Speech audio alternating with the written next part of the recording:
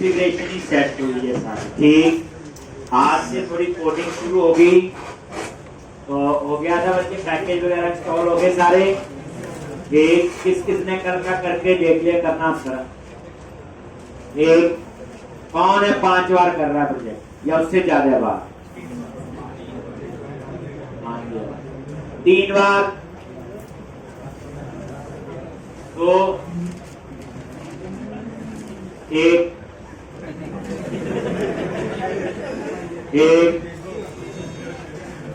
तो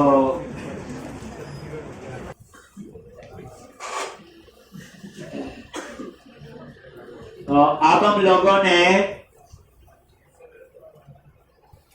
शुरू कर दिया था। ठीक है, हमारे जो है वो बना लिए थे हमने, मेरे ख्याल से 2 मॉडल पता चल गया। मॉडल वाले प्रोजेक्ट में मॉडल डेटा। तो आज हमने रिपॉजिटरी बनानी शुरू करनी है ढंग से। पहले कह देता हूं, एकदम पूरा नहीं, इसमें 50% समझ आएगा, लेकिन 100% कब आएगा? जब उसको इंप्लीमेंट करें। तो इसलिए 50% समझ आए तो डरना नहीं। एक पहले बता दिया आपको, एक क्योंकि थोड़ी सी चीजें 104 लेवल ऊपर की है। तो सबसे पहले आपने कल मॉडल बनाई थी, 2 कैटेगरी और कवर टाइप बना लोगे। अब वर्जन हो गया सेट, अब प्रॉब्लम नहीं आएगी।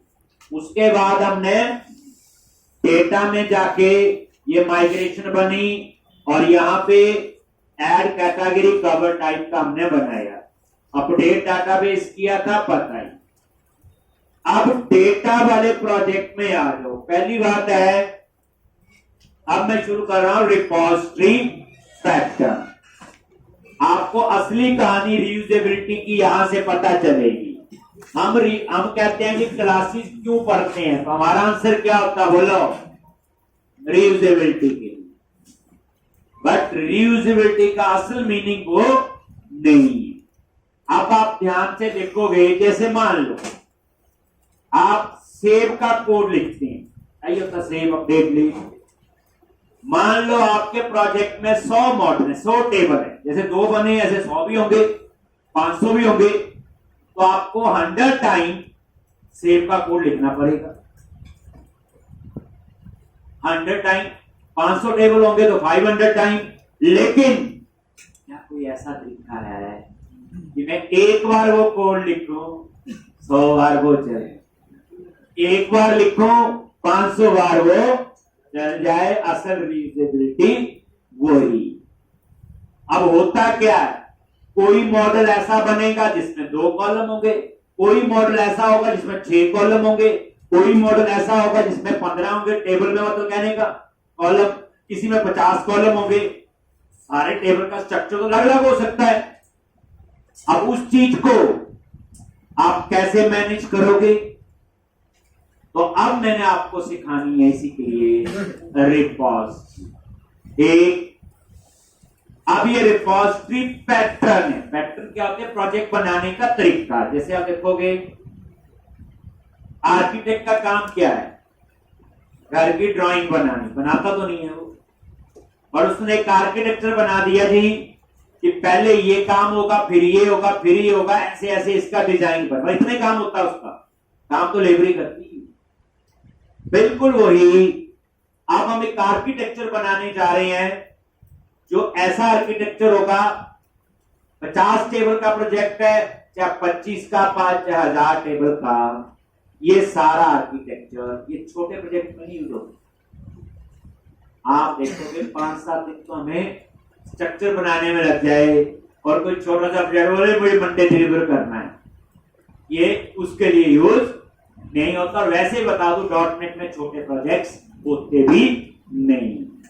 तो ये जो प्रोजेक्ट का स्ट्रक्चर है, ये जितना मर्जी बड़ा प्रोजेक्ट बनाओ, सब पे काम करेगा। टेस्टेड है, कंपनी जिसको काम करती है, नहीं तो भाग निकाल के आप बता देना मेरे को, ठीक क्या जी इसमें ये गलती है, तो गलती होगी। तो मेरा मतलब कहने का ये है, ये बिल्कुल टेस्टेड होगा प्रोजेक्ट। जैसे आप कंपनी में जाओ, डिट्टो कोड लिख दो, कोई कोड में गलती नहीं। बट सुनने में कितना अच्छा लगता है। मैं करूं वैसे, लेकिन ऐसे ही कॉन्टिन्यूस रखना जो आज आपने सोचा है पूरे 2 महीने कि मेरा प्रोजेक्ट तो पूरी डेडिकेशन से करना। ये प्रोजेक्ट बना लिया, बाकी आसान लगेगा ना। एक तो आज हम सबसे पहले बनाने जा रहे रिपोजिटरी, और रिपोजिटरी भी कौन सी बनाएंगे? जेनरिक। एक नॉन जेनरिक हो, क्यों बात जेनरिक। जेनरिक का मतलब क्या होता? रन टाइम पे बताएंगे जेनरिक, जनरल चीज सबके साथ यूज होगी। यानी ऐसी रिपोजिटरी बनाऊंगा जो कैटेगरी मॉडल के साथ भी यूज होगी, ऐसी रिपोजिटरी बनेगी कवर टाइप के साथ, ऐसी रिपोजिटरी बनेगी और 500 मॉडल सबके साथ काम करेगी, तभी हम उसको क्या बोलेंगे? Generic repository. यानी जिसमें आपको ये नहीं पता कौन सा टेबल है, ये नहीं पता कौन सा मॉडल है, वो कब पता चलेगा? Run time. जेनरिक का मतलब यही है, एक रन टाइम पे, यानी कि जब हम यूज करेंगे तभी बताएंगे कि अब ये सेव का कोड कैटेगरी के लिए चले, अब ये कवर टाइप के लिए चले, और अब ये किसी और मॉडल के लिए चले। तो मैं इसको बनाना शुरू करता हूं। तो सबसे पहले ये डाटा एक्सेस वाले प्रोजेक्ट पे काम एक, तो यहां पे डेटा एक्सेस वाले प्रोजेक्ट पे राइट क्लिक करो, एक फोल्डर बनाओ और फोल्डर का नेम लिख दिया रिपोजिटरी।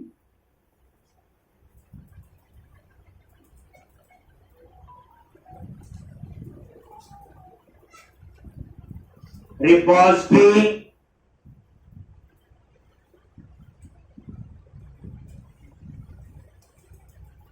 ये रिपोजिटरी लिखने से नहीं रिपोजिटरी बनती, ये तो टर्म है इंग्लिश की और कुछ नहीं। तो अंदर कोड लिखेंगे उससे बनेगी। तो एक बनाओ रिपोजिटरी फोल्डर, और इसके अंदर बनाओ एक सब फोल्डर और उसका नाम रखो आई रिपोजिटरी। आई रिपोजिटरी में बनेंगे इंटरफेस और रिपोजिटरी में बनेगी क्लासेस। यहां पे हम DI इंप्लीमेंट का पूरी कहानी बताएंगे, dependency injection, DI dependency injection, और इसका नाम है आई रिपोजिटरी। सब फोल्डर बना दिया आई रिपोजिटरी। एक तो यहां पे एक आई रिपोजिटरी, ठीक, एक रिपोजिटरी फोल्डर बना और उसके अंदर बना दिया मैंने ठीक और आई रिपोजिटरी फोल्डर। तो यहां पे हम लोग एक क्लास बनाएंगे, एक इंटरफेस बनाएंगे। ये क्लास और इंटरफेस क्यों बनते हैं, क्यों बना रहा हूं, ये मैं जब पूरा लॉजिक कंप्लीट करूंगा तब आपको समझाऊंगा ठीक इसके पीछे का क्या लॉजिक। तो सबसे पहले आई रिपोजिटरी फोल्डर पे आ जाओ। आई मैंने इसे लगाया कि इसमें इंटरफेस बनानी है, सिखाऊंगा अभी इंटरफेस क्या होते हैं और क्यों बना। तो आई रिपोजिटरी पे राइट क्लिक किया, ऐड क्लास, और यहां पे क्लास की जगह चूज करना है इंटरफेस। क्या चूज करोगे? इंटरफेस, और यहां पे नेम दे दो आई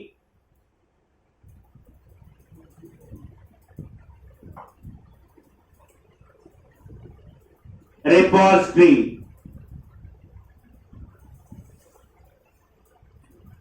आई रिपोजिटरी इंटरफेस चूज करना है, यहां ये ध्यान देना है क्लास की जगह एक, और आई रिपोजिटरी। देखिए ये देखो आई रिपोजिटरी, राइट क्लिक किया और ये आई रिपोजिटरी नाम से क्या बन गया?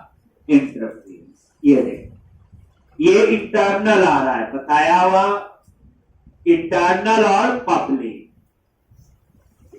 इंटरनल मेंबर को with in the assembly use कर सकते हैं, आउटसाइड द असेंबली यूज नहीं करते। ये जो क्लास लाइब्रेरी है इनको हम असेंबलीज भी कह सकते हैं, याद रखना। जो ये DL होती है इनको असेंबलीज भी हम कह सकते हैं। एक तो यहां पे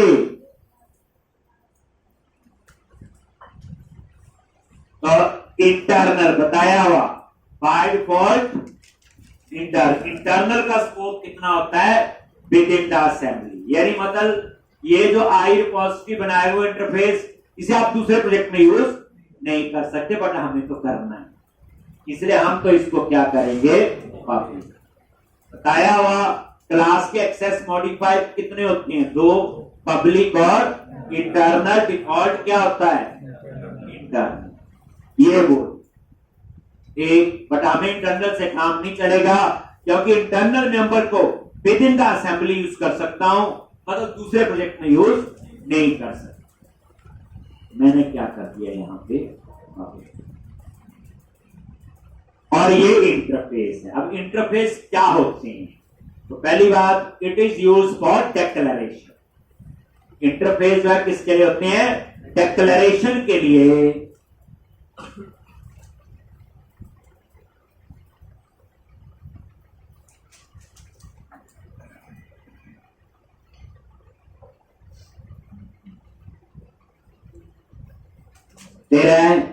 it is use for declaration, यानी इसमें जो इंटरफेस है वो डिक्लेयर, इसमें सिर्फ मेंबर डिक्लेयर होते हैं, याद रखना, इसमें मेंबर डिफाइन नहीं होते, यानी इसमें डेफिनेशन नहीं होती, ये सिर्फ डिक्लेरेशन के लिए होते हैं, उसका अंदर का कोड लिखने के लिए नहीं होते। इंटरफेस क्या होते हैं, जस्ट फॉर डिक्लेरेशन।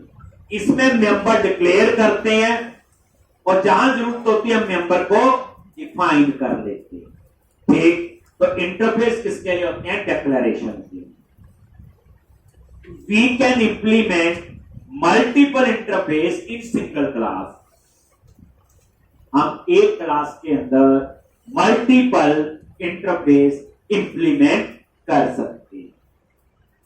क्या जो कल तक करवाया था पिछले 2 दिन में, उसकी कर लेना प्रैक्टिस, उसमें कोई कोडिंग नहीं, वो एक सेटअप सा था प्रोजेक्ट कैसे कर, एक का नहीं है वो आप बैठ के करे, कोडिंग तो आपको पता चल देंगे, तो कोड ही लिखना है, कैसे लिखना है वो बताते रहेंगे, लेकिन सेटअप पूरा प्रोजेक्ट कर। अरे फर्स्ट जो इंटरफेस है ये हम मल्टीपल इंप्लीमेंट कर सकते हैं एक क्लास, लेकिन क्लास आपकी एक ही इनहेरिट होती है, बताया, चाहे सी शार्प है एक ही क्लास इनहेरिट हो सकती है, एक से ज्यादा क्लासेस इनहेरिट नहीं, बट इंटरफेस एक क्लास में मल्टीपल इंप्लीमेंट हो सकती। इंटरफेस जो है एक क्लास में मल्टीपल इंप्लीमेंट हो सकती। तो ये इंटरफेस ही बनाने जा रहे हैं जिनको हम लोग एक क्लास में एक से ज्यादा इंटरफेस इंप्लीमेंट हो सकते हैं, पर क्लास आपकी एक। कोई पूछे क्लास और इंटरफेस में एक डिफरेंस तो बता कि क्लास तो आपकी एक ही इनहेरिट होगी, 2 नहीं होंगी, 3 भी नहीं होंगी, बट इंटरफेस आपके मल्टीपल इंप्लीमेंट हो सकते हैं सिंगल क्लास। इंटरफेस बनाते हैं डिक्लेरेशन। अब ये जो आई रिपोजिटरी इंटरफेस है ये किसके साथ काम करेगा, कैटेगरी के साथ भी करेगा, कवर टाइप के साथ भी करें, कल को मेरे प्रोजेक्ट में 100 मॉडल है सबके साथ करें, ठीक। तो मैं क्या करूं, यहां पे बताऊं टाइप, मैंने यहां लिख दिया टी। अब जिनको नहीं पता कि जेंडर रिपोजिटरी हो तो यहां लिख देंगे कैटेगरी, ये कैटेगरी के लिए चलेगी। टी मतलब क्लास, वेरिएबल है टी, कुछ और भी नाम हो सकता है, टी मतलब टाइप। अब यहां मैं कैटेगरी पास करूं या कवर टाइप, हम जेनरिक बना रहे हैं, जेनरिक का मतलब मुझे ये नहीं पता किसके साथ यूज होगा, बट ये जो है आपका यहां पे वेयर टी जो है वो क्या होगी, क्लास होगी। पहली बार लिख रहे हैं ऐसा, वेयर टी एप्पल प्रेस करते थे ना, ध्यान नहीं दिया, वहां पढ़ा लिखा हुआ उन्होंने, वो कोड समझ नहीं आया हमें, अब वो भी समझ आएगा। देखो माइक्रोसॉफ्ट ने लिखा हुआ, आप उनसे कम थोड़ी। देखो जब हम चीज स्पेसिफिक बनाते हैं एक रिक्वायरमेंट के लिए, वो आसान होती है, हर चीज जेनरिक बनाते हैं जो सबके साथ चले। जैसे मान लो किसी ने अकाउंट का सॉफ्टवेयर बनाया, एक स्पेसिफिक इंडस्ट्री के लिए बना दिया, फार्मा के लिए, एक वो आसान, फार्मा की रिक्वायरमेंट चाहिए। अगर उनको अकाउंट का प्रोजेक्ट ऐसा बनाना पड़े जो फार्मा में भी चले, आईटी में भी चले, या नॉन आईटी में कहीं और भी चले, उसको बनाना थोड़ा सा जोर लगता है। तो हम कुछ वैसा ही कोशिश कर रहे हैं कि हम लोग इस तरह से स्ट्रक्चर बना रहे हैं। डाटाबेस मेन प्रोजेक्ट में क्या होता है, डाटाबेस जिस मर्जी टेबल के साथ में इसको यूज कर पाऊं। मैंने क्या लिखा, रिपोजिटरी, इसके लिए टी। अब ये टी कल को कैटेगरी होगा, कवर टाइप होगा, प्रोडक्ट होगा, ऑर्डर होगा, कस्टमर होगा, कोई भी होगा, लेकिन होगा टी क्या, क्लास। बस ये ठीक। अब इसके अंदर हमने वही कहा, save update lead find this. बस पहले क्या करते थे हम लोग, सबका अलग अलग लिखते आए हैं लोग। अब ऐसा नहीं होगा, ये पूरे प्रोजेक्ट था। तो अब आपने क्या करना है, यहां पे ये रिपोजिटरी जो है,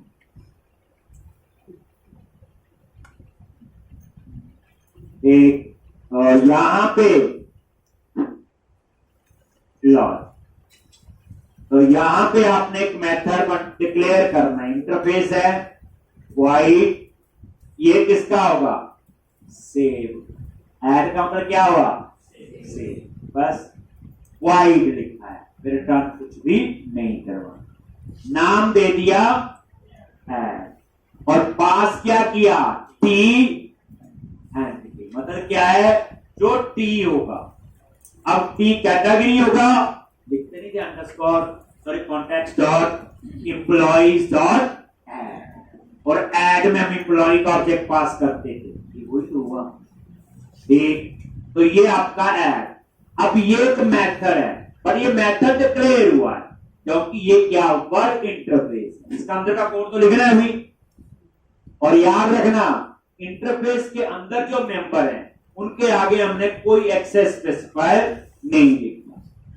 ठीक, अगर आप ये नहीं लिखोगे तो इंटरफेस पब्लिक है तो उसके मेंबर भी क्या होंगे, पब्लिक।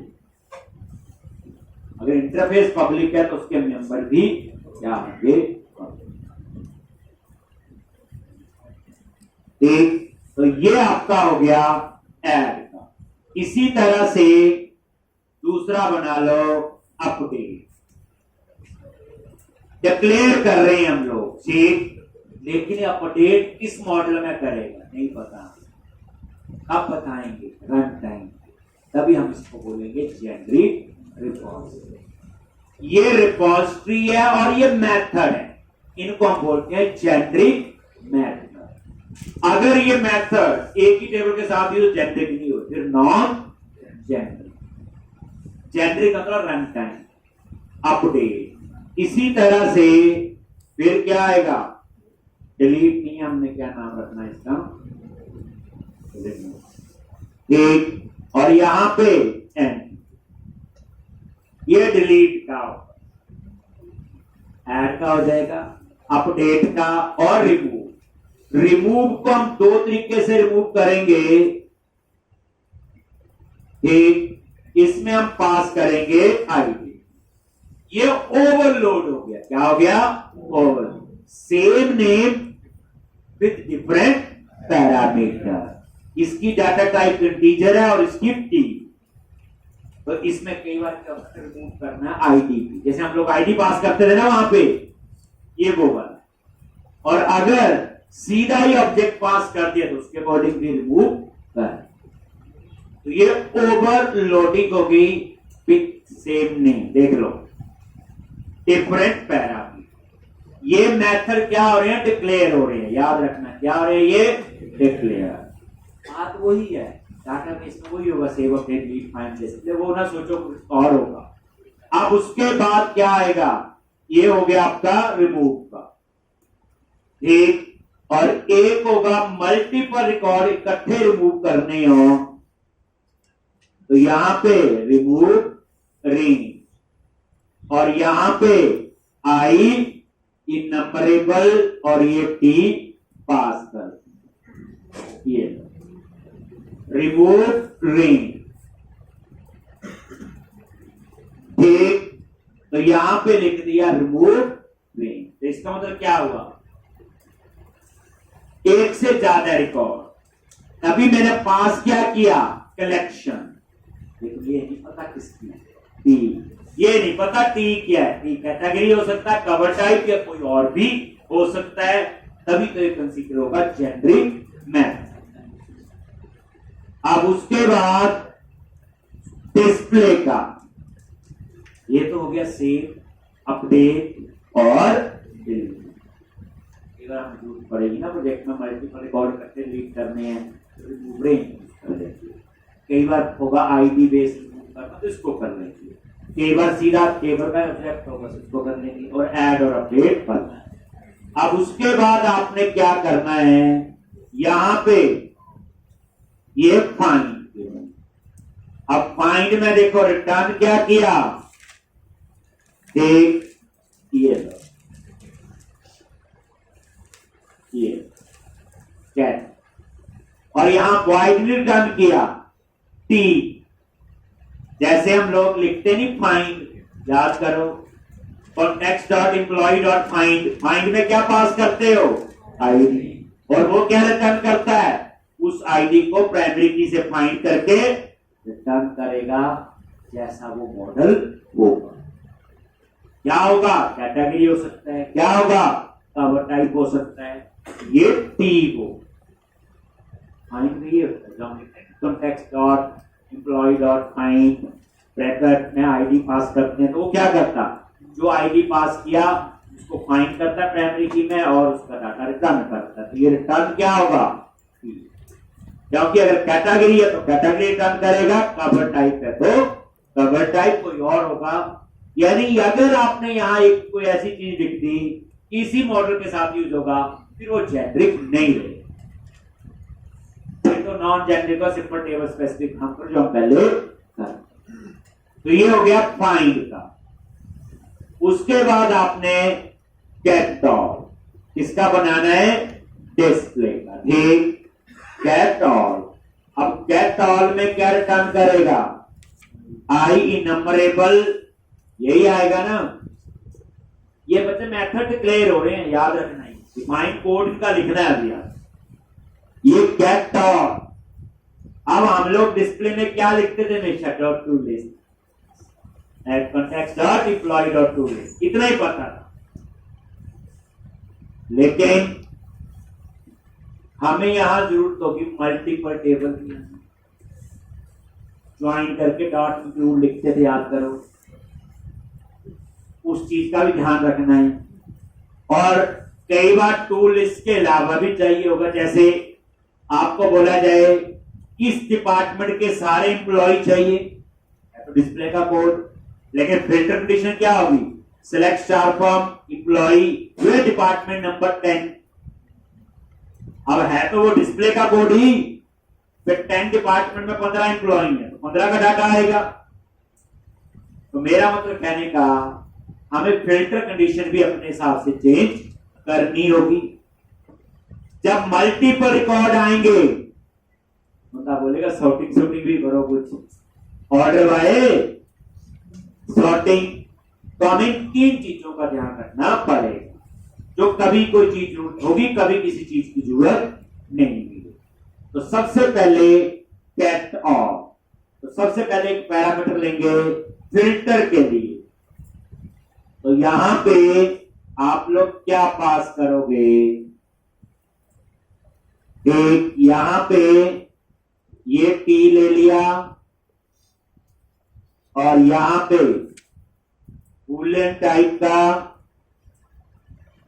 और उसके बाद यहां ना वो बनाना है कॉल बैक फंक्शन। ये ऐसे यहां पे फंक्शन बताता हूं, ये क्या है, टी कॉमा बूलियन, और यहां पे वेरिएबल का नाम दे दिया फिल्टर, और बाय डिफॉल्ट इसमें डाल दिया नाम, और ये फॉर्म। ये हो गया फिल्टर के लिए। किसके लिए हो गया? याद रखना ये जो प्रोग्रामिंग कर रहे एक लेवल थोड़ी नीचे, हम तो ऊपर की करते हैं ना, context dot employ dot where लिखा है या कुछ ऐसे, ये उससे भी एक नीचे लेवल किया। वो एक्चुअल में वो काम कैसे करता ये वही है। तो किसी भी एक्सप्रेशन को आपने एग्जीक्यूट करना है तो उसके लिए एक्सप्रेशन, और ये होता है फंक्शन, कॉल बैक फंक्शन होते हैं ये। और ये टी किसके ऊपर अप्लाई होगा? टी जो मॉडल होगा।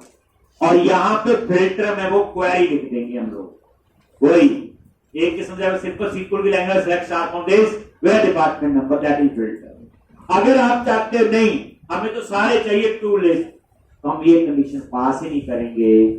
तभी मैंने फिल्टर में बाय डिफॉल्ट क्या पास कर दिया? नल। नल का मतलब यह है ये पैरामीटर पास करना कोई जरूरी नहीं है, ये पैरामीटर आपका कंसीडर होगा ऑप्शनल। क्या कंसीडर होगा? ऑप्शनल। आपको पैरामीटर पास करने की जरूरत ठीक है जी।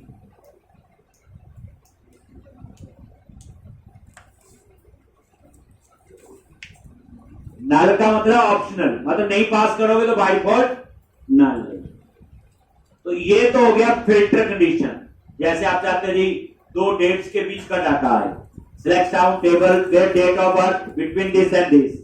अब उस डेट ऑफ बर्थ वाले 50 लोग हैं तो 50 का डाटा आएगा, वो तो डिस्प्ले का कोड। अभी तो हम सीधा डिस्प्ले लिखते हैं डॉट टू लिस्ट, बस कहानी कर। लेकिन प्रोजेक्ट में तो अलग अलग कंडीशन पे डाटा आएगा, ये उसके लिए ठीक। अब उसके बाद ये ज्यादा समझाएगा जब हम कुछ चीजों को इंप्लीमेंट करेंगे। भाई मैंने पहले शुरू करके बता दिया कि 50% समझाना है, ज्यादा नहीं आएगा अभी, लेकिन जब इंप्लीमेंट करेंगे तो पूरा। अब उसके बाद आपने दूसरा लेना है इंक्लूड प्रॉपर्टीज, या पहले ले लो ऑर्डर बाय, एक सॉर्टिंग के लिए बताया। तो सॉर्ट देखो कैसे करते हैं, फंक्शन और आई क्वेरिएबल होता है, उसके लिए क्या लिखा? आई क्वेरिएबल, और ऑर्डर बाय करना है तो कॉमा देके I order query, I order variable इसका की। और यहां पे ऑर्डर बाय वेरिएबल का नाम दे दो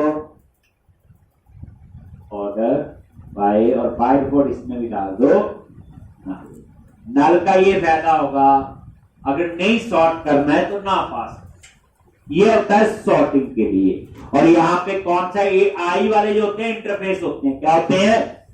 ये माइक्रोसॉफ्ट के बने, आई क्वेरिएबल और I order by, I order query. ये क्या है? सॉर्टिंग के लिए होता है ना, सेंडिंग में सॉर्ट करना है, डिसेंडिंग में, ये वही एक। ये अगर नहीं करना होगा तो नल चला जाएगा, फिर कंसीडर होगा ऑप्शनल पैरामीटर। तीसरा मल्टीपल आपने पास करने हैं टेबल। एक नॉर्मल स्ट्रिंग टाइप का वेरिएबल ले लो, इंक्लूड प्रॉपर्टीज, और इसमें पास कर दिया।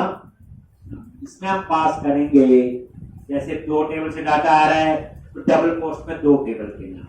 ये छोटा एग्जांपल जो मैं यहां लिखूं, जिन्हें कमेंट बना के हम यहां पास करेंगे ऐसे, कैटेगरी कॉमा क्या लिखेंगे बोलो, कवर कैटेगरी कॉमा कवर। और ये देखो अगर 3 टेबल होंगे तो कॉमा देके, तो ये कंसेप्ट कब यूज होगा? जब मल्टीपल टेबल, जैसे डॉट इंक्लूड लिखा था कंट्री स्टेट सिटी में, याद करो, context dot register dot include city dot include state लिखा था, मल्टीपल टेबल वाले। अगर आपके केस में मल्टीपल टेबल हुए तो मुझे यहां पास करने पड़ेंगे इंक्लूड प्रॉपर्टी, ठीक। यानी हम जो लॉजिक बना रहे हैं ये जेनरिक लॉजिक है, जैसे उन्होंने बनाया हुआ वैसे हम लोग अपने प्रोजेक्ट के लिए बना रहे हैं। और ये जेनरिक रिपोजिटरी में बनवा रहा हूँ, ये प्रोजेक्ट स्पेसिफिक नहीं है। कहीं लिखा प्रोजेक्ट बना, कहीं लिखा ई कॉमर्स इसके अंदर, ये कॉमन है। मतलब कहने का एक बार सीख ली ना, दूसरे प्रोजेक्ट पे कॉपी पेस्ट चल जाएगा, और एक बार तो सीखने में टाइम लगता है। अब आपका रह गया फर्स्ट और डिफॉल्ट। देखो गेट तो हो गया फाइंड वाला, लेकिन उसकी अपनी लिमिटेशन है, वो प्राइमरी की पे फाइंड करेगा, सिंगल टेबल पे बताया हुआ, फिर हम बनाते हैं फर्स्ट और डिफॉल्ट। ठीक, तो यहां पे फिर बना लो आप लोग फर्स्ट और डिफॉल्ट। एक ही रिकॉर्ड होगा तो टी रिटर्न करेगा, फर्स्ट और डिफॉल्ट। क्या पास करेंगे, जैसे पहले तो एक्सप्रेशन आएगी, क्या आएगी, पहले एक्सप्रेशन, एक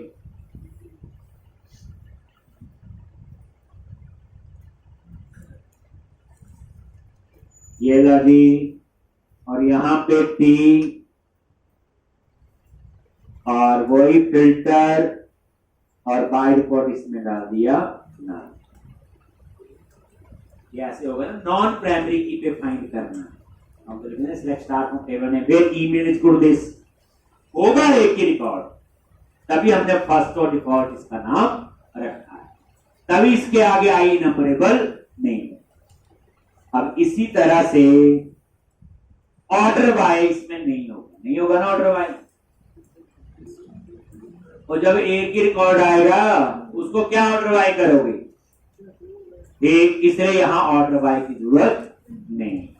हाँ, मल्टीपल टेबल होंगे तभी तो फर्स्ट और डिफॉल्ट है, एक तो उसके लिए इंक्लूड यानी मल्टीपल टेबल तो हो सकते हैं, तभी तो फर्स्ट और डिफॉल्ट है। फाइंड की और इसमें फर्क यही तो है। तो हमने क्या किया, चीजें वही होंगी, हमने उसको प्रोजेक्ट के हिसाब से सारा, ये हम लोग पूरा आर्किटेक्चर बना रहे। अब आपका एक आई रिपोजिटरी नाम से एक इंटरफेस बना, ये आंसर आपको आगे मिलेगा, इंटरफेस क्यों बना है क्लास। अभी तो सिर्फ पता है इंटरफेस क्या होते हैं, दैट इज फॉर डिक्लेरेशन। एक क्लास में एक से ज्यादा इंटरफेस, मीनिंग बता दोगे लेकिन बनाए, ये मैं समझाऊंगा, पूरा फ्लो खत्म होगा, देन मैं आपको बताऊंगा डिपेंडेंसी इंजेक्शन के क्या रूल थे, उसके स्टेप थे, उस वजह से हमें काम करना पड़ रहा है। टीआई में आपको क्लास का ऑब्जेक्ट बनाने की जरूरत नहीं होती, बताया होगा। ठीक, लो हो गया जी, बस ये इतना ही। बोला save update leave find display लिख दिया, लेकिन ये नहीं पता किस मॉडल के साथ, सबके साथ ये। अब हम बनाएंगे इसकी रिपोजिटरी, ये इंटरफेस बना है, अब इसके लिए बनेगी क्लास, और क्लास का नाम रखूंगा रिपोजिटरी डॉट सी। इंटरफेस है, इसका नाम मैंने आई रिपोजिटरी रखा। और देखो माइक्रोसॉफ्ट में ऐसे रखते हैं, आई क्वेरिएबल, आई ऑर्डर क्वेरिएबल।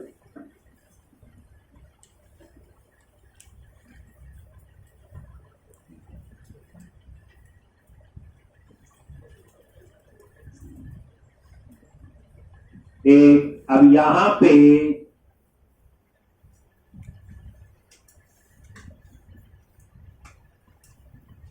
एक रिपोजिटरी, तो यहां पे रिपोजिटरी पे क्लिक करो, ऐड क्लास रिपोजिटरी, ठीक, और यहां पे ये देखो, ये रिपोजिटरी बनानी है, रिपोजिटरी फोल्डर। आई रिपोजिटरी में नहीं, बस इसका काम हो गया अभी इतना ही। अब रिपोजिटरी फोल्डर पे जाओ और उस पे राइट क्लिक करके ये क्लास बनेगी रिपोजिटरी नाम से, रिपोजिटरी डॉट सीएस।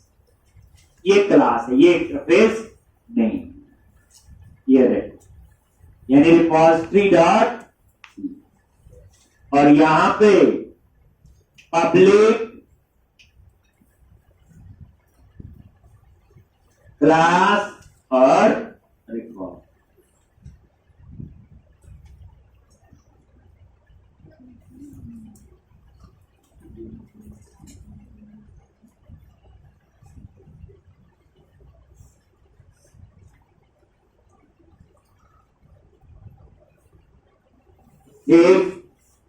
फिर देख लो, आई रिपोजिटरी में इंटरफेस बनाया iRepository.cs और रिपोजिटरी फोल्डर जो बाहर बना है उसके अंदर हमने क्लास बनाई, उसका नाम क्या रखा, repository.cs। आ गया जी यहाँ पे। अब यहाँ पे ध्यान से यहां पे आपने बताना है ये रिपोजिटरी किसके साथ यूज होगी, तो हमें नहीं पता टी, और यहां पे इनहेरिट करेंगे किसको, आई रिपोजिटरी, बट किसकी हमें नहीं पता, टी, और क्लास में क्या लिख दिया, क्लास।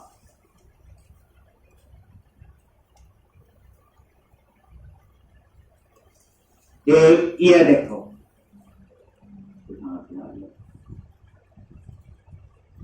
लो क्या किया, ये क्लास है पहली बात, ये इंटरफेस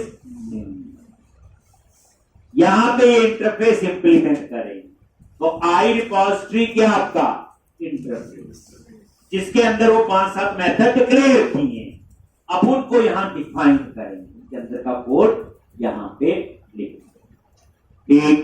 और यहां पे ये देखो वेयर टी क्या है, क्लास, तो यहां कुछ नहीं बताया कि ये किसके साथ यूज होगी, तभी तो है ये जेनरिक रिपोजिटरी। अब यहां पे इंटरफेस है, देख लो कैसे इसको इंप्लीमेंट करना होगा, कैसे यहां पे गए और यहां इंप्लीमेंट, एक क्लास में मल्टीपल इंटरफेस इंप्लीमेंट हो सकते हैं। आगे सारे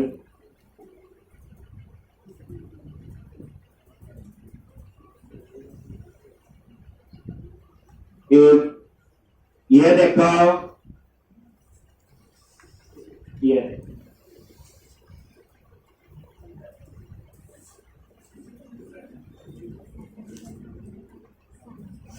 दोबारा देखो, ये देखो एरर आ रहा है, अब इसको इंप्लीमेंट करो, तो ये क्या करेगा, जितने भी इस इंटरफेस में मेथड डिक्लेयर किए थे सबके खाली ब्लॉक बन के आएंगे, कोड अभी अंदर लिखना है, कैसे आप तो खुश हो गए कोड भी आ गया, वो लिखना है, इंटरफेस का मीनिंग क्या है, just to declare the member, define तो यहां करेंगे, यहां इंटरफेस को हम क्या करने जा रहे हैं, आप इंप्लीमेंट, इंटरफेस पे गए और ये देखो इंप्लीमेंट, वो देखो सारे मेंबर अपने आप आगे, लेकिन खाली अंदर वो लिखना है, ये ठीक, एरर चलेगी।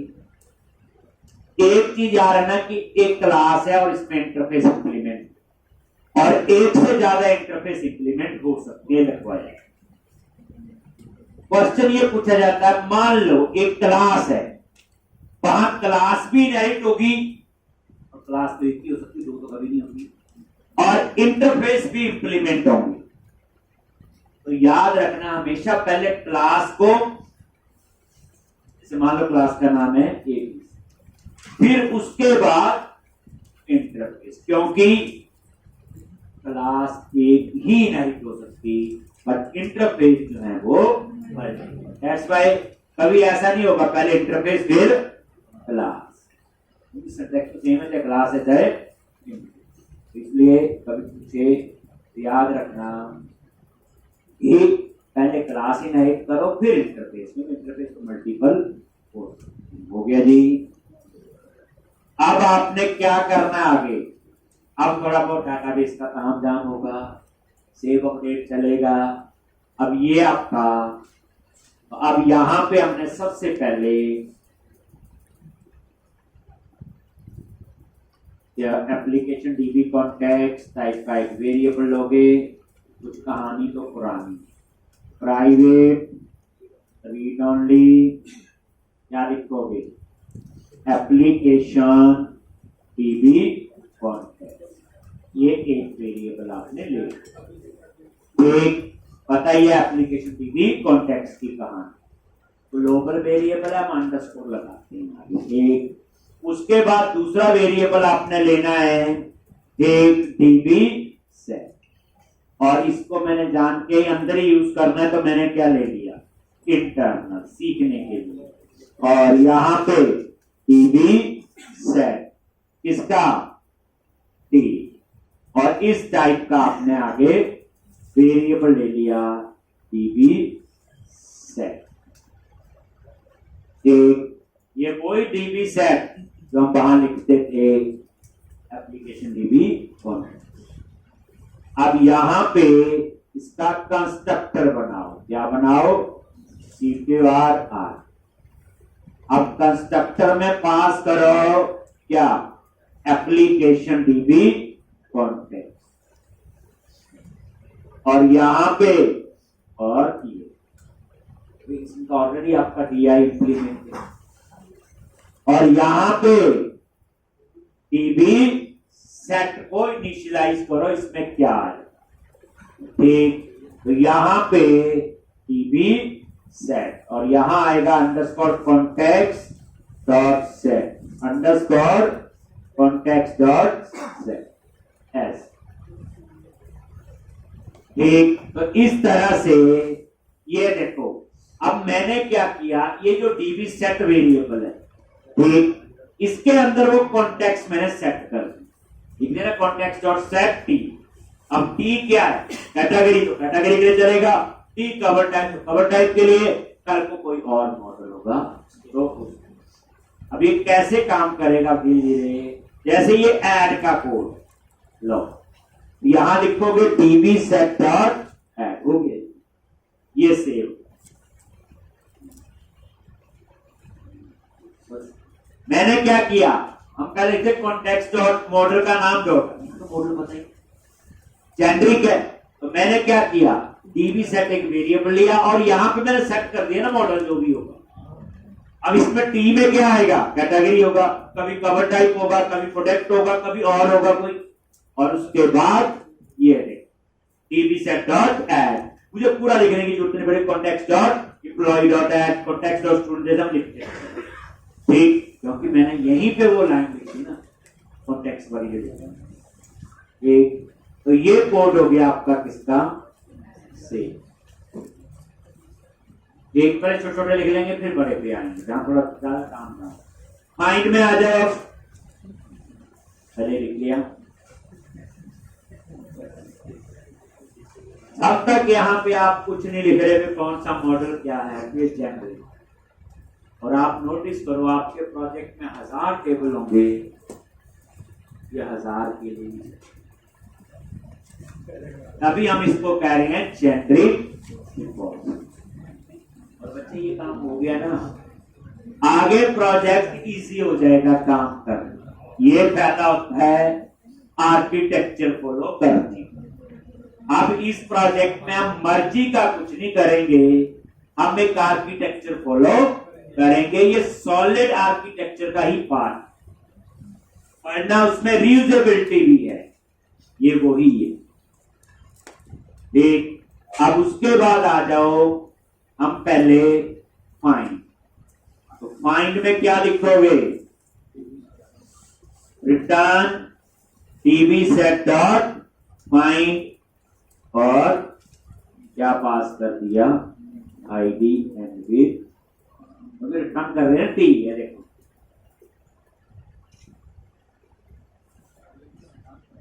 और ये हो गया आपका फाइंड।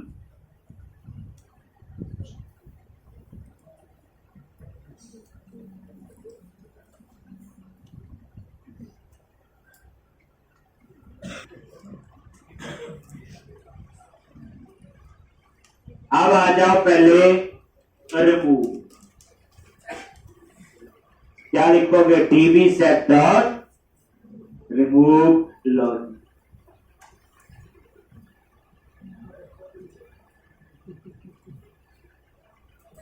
फिर लिखोगे रिमूव रिंग, तो dB set dot remove ring,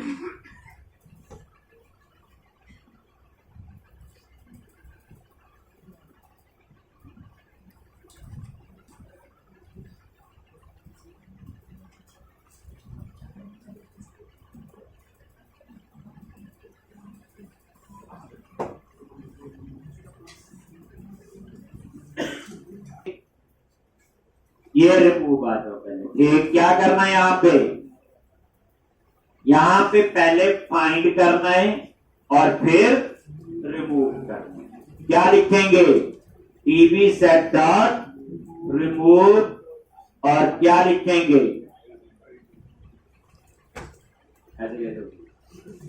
एक तो हमने ऊपर दो तरीके हैं, या तो TB set dot find S. सोचो पहला, ये क्या करेगा? इसको फाइंड कर देगा और फाइंड क्या करेगा? फिर इसको क्या कर देगा? ये इसको आप ऐसे भी लिख सकते हो, टीबी सेट डॉट रिमूव और यहां पे जो कैट हमने अभी ऊपर बनाया है, लो ये इससे भी आसान हो गया। ये कैट हमने कॉल कर लिया जो हमने बनाया। ये देखो क्या है, आईडी पास कर रहे हैं, ये उसी को फाइंड कर रहा है, घुमा फिरा के तो वही बात है। एक ही है देखो, तो आप कोई भी दोनों में से लाइन लिख सकते।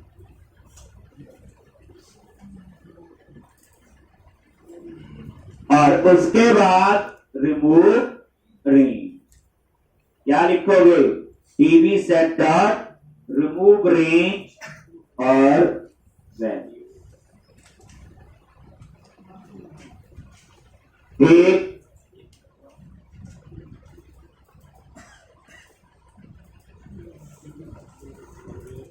आएगा अपडेट, क्या लिखेंगे? TB set dot update. तो ये सारे सिंपल कोड थे, हो गया। दो ही बचे हैं, फास्टर डिफॉल्ट और कैट ऑफ। उसमें थोड़ी कहानी अलग है। ये तो सीधे सीधे कोड थे, बात वही है जो हम करते एक, बट वही बात है, 3-4 कोशिश समझने की करनी कोड। एक और ज्यादा नेक्स्ट टाइम कभी समझ आएगा, थोड़ा सा आप लोग कोशिश करोगे, 50-60% भी आइडिया हो जाएगा। जब इंप्लीमेंट करते हैं तो आपको पूरा पता होगा। अभी तो हम लोग ये रिपोजिटरी बना रहे, बनी नहीं। एक और ये जेनरिक है, इसको कुछ नहीं पता मैंने किस मॉडल के साथ यूज, बस एक आप अपने 100 टेबल बना लो, 100 के साथ चलेगी। नहीं तो हमें क्या करना, हर एक की लेवल बनानी पड़ती है। किसी टेबल में 2 कॉलम, किसी में 4, किसी में 10, किसी में 15। एक दुख के बाद खाया तो आसान लगता है, तो अभी 2-4 दिन ऐसा कर लो, एक फिर आपको सुख आ जाएगा, फिर थोड़ा इजी होगा। आप बोलोगे आपके यहाँ पिछले बैच के बच्चे, देखना पूछना उनसे कितना आसान हो जाता है। एक तो अब आप लोग एक बार स्ट्रक्चर तो बनाना ही पड़ेगा। चलो जी आगे चलो जी। अब हम लोग ये लिख लिया सबने, तो अब आपने क्या करना है? ये तो मेथड अपने आप ही आगे इंटरफेस में डिक्लेयर हुए, यहां आके क्या हो गए? डिफाइन। वहां डिक्लेयर हुए और यहां पे डिफाइन हो गए। ठीक, अब आपने क्या करना है? ये देखो ये हो गया। तो अब हम पहले बनाएंगे गेट ऑल इसमें, और ये गेट ऑल वही जिसमें कितने पैरामीटर हैं? 3। एक वो फिल्टर, एक वो ऑर्डर बाय और एक मल्टीपल टेबल। ठीक, देखो अगर सिंपल टू लिस्ट लिखना हो तो मुझे पैरामीटर की जरूरत नहीं, कभी तीनों में डाल ले सकती। ठीक, सबसे पहले देखो इफ, और यहां पे फिल्टर अगर एम्प्टी नहीं, तो यहां पे आपने क्या करना है? एक वेरिएबल ले लो पहले, आई वेरिएबल टी, और यहां पे और इसमें सेट कर दिया टीबी सेट। जो पहले समझो, अगर मैं सिंपल यहां लिखो return query dot to list, ये रिटर्न कर दो, ये लिखना नहीं आपने, ये वो हो गया जो हम लोग लिखते बस। लेकिन यहां पे मल्टीपल कंडीशन है जो जेनरिक सोच रहा है। तो जेनरिक क्या बोला मैंने, जेनरिक चीज बनाना मुश्किल है क्योंकि वो हर केस के हिसाब से काम करनी चाहिए। इस लिहाज में मेरा काम तो हो गया, ये इतना 3 वेरिएबल लेने की जरूरत नहीं, तो इसलिए अभी से इतना, और यहां पे क्या करोगे, इफ सबसे पहले filter is not equal to null, अगर ये नल नहीं है तो ये देखो query is equal to query dot where, ठीक ये काम करे। उसके